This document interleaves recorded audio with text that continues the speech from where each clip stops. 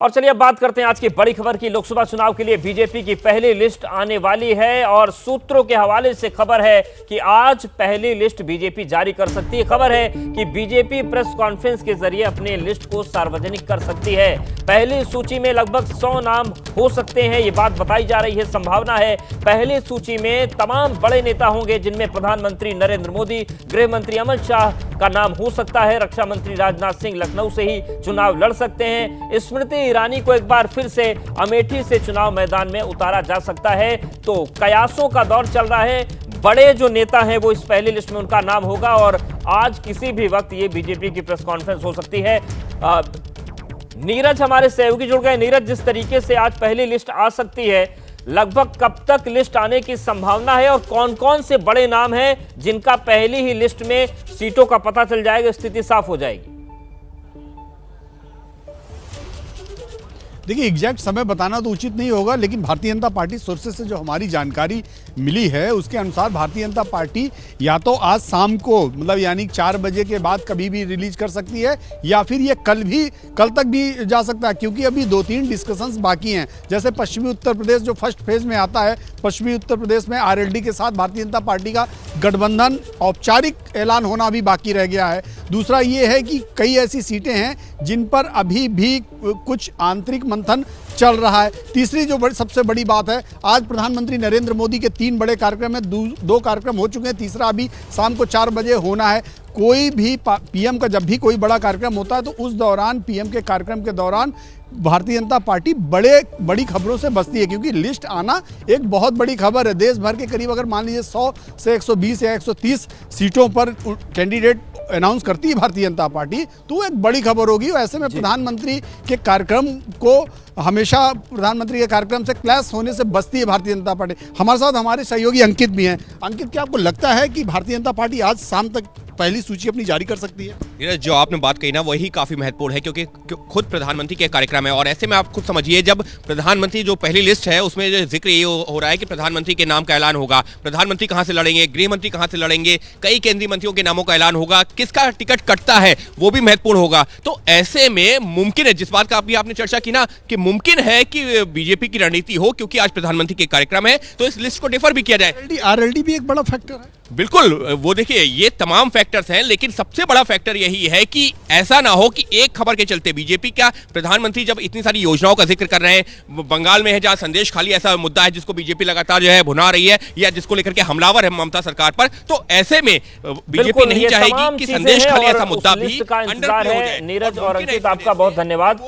आपके साथ आपके पास आएंगे, अपडेट्स लेते रहेंगे। फिलहाल आप दोनों का बहुत धन्यवाद। और इस वक्त की बड़ी खबर का रुख करते हैं। बड़ी खबर यह है कि बंगाल की मुख्यमंत्री ममता बनर्जी आज प्रधानमंत्री नरेंद्र मोदी से मिल सकती हैं। आपको बता दें कि प्रधानमंत्री का बंगाल दौरा भी है। आज बंगाल पहुंचेगी प्रधानमंत्री और कोलकाता में राजभवन में दोनों में मुलाकात हो सकती है। आज प्रधानमंत्री मोदी बंगाल के दौरे पर पहुंच रहे हैं। हमारे साथ हमारी सहयोगी मनोज्ञा जुड़ गई। मनोज्ञा, राजनीतिक मैदान में तो बड़ी तल्ख टिप्पणियां होती हैं एक दूसरे के प्रति, लेकिन ये जो मुलाकात हो रही है कितनी महत्वपूर्ण हो सकती है राज्य के विकास को लेकर, राजनीतिक हालात को लेकर?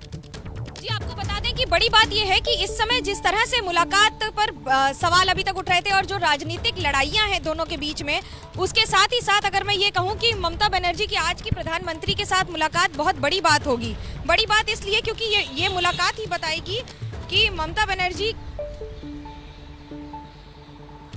जी बिल्कुल मनोज्ञा, सुन पा रहे हैं आपको, तो मनोज्ञा संपर्क करेंगे। लेकिन आपको बता दें कि आज प्रधानमंत्री नरेंद्र मोदी से मुलाकात हो सकती है। बंगाल की मुख्यमंत्री ममता बनर्जी से आज कोलकाता में राजभवन में ये मुलाकात हो सकती है। और बातें क्या हो सकती हैं, किस तरीके के जो राजनीतिक माहौल इस वक्त चल रहा है, चाहे वो संदेश खाली को लेकर हो, चाहे कानून व्यवस्था को लेकर हो, इन तमाम मसलों के बीच ये मुलाकात काफी महत्वपूर्ण मानी जा रही है। बिहार की राजनीति से एक बड़ी खबर है। एक और आरजेडी विधायक ने पाला बदल दिया है। भभुआ से विधायक भारत बिंद ने पाला बदला है। विधानसभा में सत्ता पक्ष के साथ बैठे नजर आए भारत बिंद। तो लगातार जो झटकों का दौर है विपक्ष को बिहार में वो लग रहा है।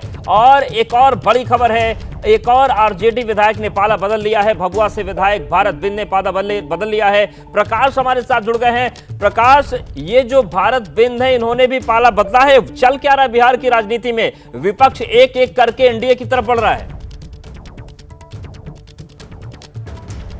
देखिए, विपक्ष में जिस तरह से खेला होने की बात हुई थी कि विपक्ष खेला करेगा, तेजस्वी यादव ने कहा था, लेकिन उल्टा उन्हीं के पार्टी के साथ खेल हो रहा है। और आज तीसरी मर्तबा है जब महागठबंधन के साथी टूट कर आए हैं, महागठबंधन के विधायक, जिसमें आज जो भभुआ से आरजेडी के विधायक है भरत बिंद, वो पहुंच गए हैं। ये अति पिछड़ी जाति से आते हैं। जाहिर है कि ये जो पाला बदलने का जो सिलसिला शुरू हुआ है, जिस दिन अविश्वास प्रस्ताव था खिलाफ में यहाँ पर बिहार विधानसभा में स्पीकर के खिलाफ में, उस दिन से जो शुरू हुआ है आज भी जारी है। और आज आखिरी दिन है विधानसभा के बजट सत्र का, और इस दिन ये खेला हो गया। सम्राट चौधरी जो बिहार बीजेपी के बड़े नेता हैं, डिप्टी सीएम हैं, वो अपनी गाड़ी में लेकर के आए और फिर विधानसभा में सत्ता पक्ष की तरफ अपने साथ में भरत बिंद को लेकर चले गए।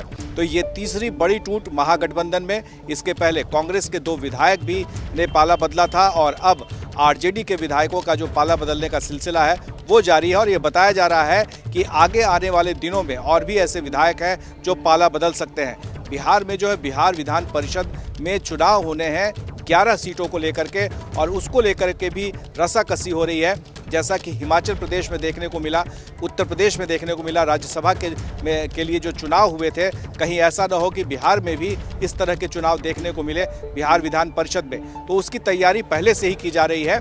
और ये जो अंदर खाने की बात कही जा रही थी कि बीजेपी में और जेडीयू में टूट होगी, तो उसके प्रत्यक्ष में, उसके सामने, उसके खिलाफ में आप देखें तो आरजेडी में ही टूट का सिलसिला जारी है। बिल्कुल, बहुत धन्यवाद आपका प्रकाश, जानकारी और अपडेट्स को देने के लिए। तो ये पूरी तस्वीर है, और जैसा कि प्रकाश ने बताया कि विधान परिषद का चुनाव आ रहा है, यूपी और हिमाचल जैसी तस्वीर देखने को मिल सकती है। बड़ी खबर बेंगलुरु से है, जहां पर बेंगलुरु के एक रेस्टोरेंट में धमाका हुआ है और धमाके में 4 लोग घायल हुए हैं। धमाके की वजह का खुलासा नहीं हुआ है, लेकिन ये तस्वीरें आपके सामने हैं। बड़ी खबर बेंगलुरु से है, जहां पर धमाका हुआ है एक रेस्टोरेंट में और 4 लोगों के घायल होने की खबर सामने आ रही है। ये तस्वीरें भी हम आपको दिखा रहे हैं। रामेश्वरम रेस्टोरेंट में ये धमाका हुआ है। आशीष हमारे साथ जुड़ गए हैं। आशीष, क्या जानकारी मिल रही है इस धमाके को लेकर?